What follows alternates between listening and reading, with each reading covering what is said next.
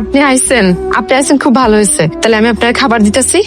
এই তোর ঘরে কি আমি খাইতে আইছি? আমার ঘড়িটা খুঁজে পাইতাছি না, ওই ঘড়িটাই খুঁজতে আইছিলাম। আর আমি তোর ঘরে খামু কেন? আমি ছোট বউয়ের ঘরে খামু। এমন করতেছেন কেন? আমি কত কষ্ট করে আপনার জন্য চাইটা রান্না করতেছি। আপনি একটু খায়া তারপর যায়েন। এত কথা কইতাছিস কেন? আচ্ছা আপনি খায়েন না, তাহলে আমার পাশে একটু বসেন, বসে দুটো কথা কন, তারপর ওই ঘরে যায়েন। তোর রংধং দেখে তো আমি বাঁচতাছি না। একটা কথা কান খুলে শুনে রাখ, আজকের পরে আর কোনোদিন আমার এই ঘরে খাইতে বলবি না। থাকা তো দূরের কথা। আমি আপনার জন্য এত কষ্ট করি, আপনার কি আমার মুখের দিকে তাকায় একটু মায়া লাগে না? তোরে এত কষ্ট করতে কইছে ডাকে? আচ্ছা আমার কি কোনো অধিকার নাই আপনার প্রতি? শোনেন, আমি আপনারা এখন এখান থেকে যাইতে দেবো না। আমি আপনারা প্রয়োজন পড়লে আটকায় রাখুন, দেখি আপনি কেমনে যান। তোর এত বড় সাহস, তুই আমার মুখে মুখে কথা কস? তুই আমার আটকে রাখবি? আজকে তোরে একটা উচিত শিক্ষা দিয়ে তারপর ছাড়ো। কি রে বউডার এভাবে মারতাছস কেন? আরে ওরে নাম এরা কি করুম? কত বড় কলিজা ওর! ও আমার মুখে মুখে কথা কয়।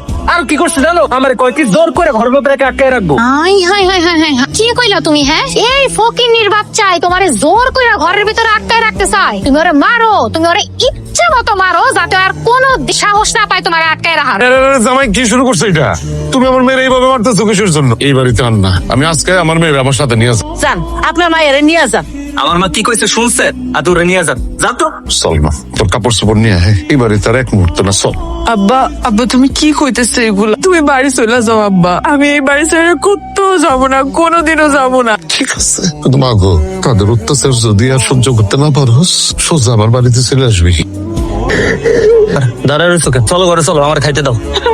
শোনো, আমি তোমার উপরে না খুবই রাগ করছি। কি কইতাছো? আমার উপর রাগ করছো?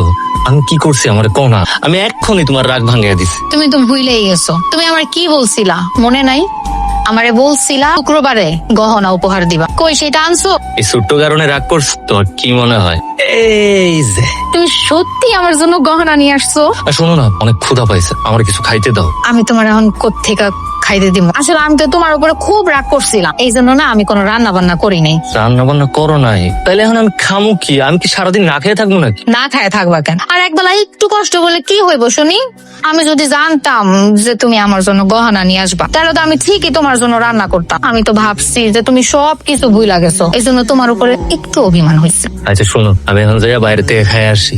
আচ্ছা শোনো, আসার সময় কিন্তু আমার জন্য বেশি করে ফলমূল নিয়ে আসবা, ঠিক আছে? গেলাম।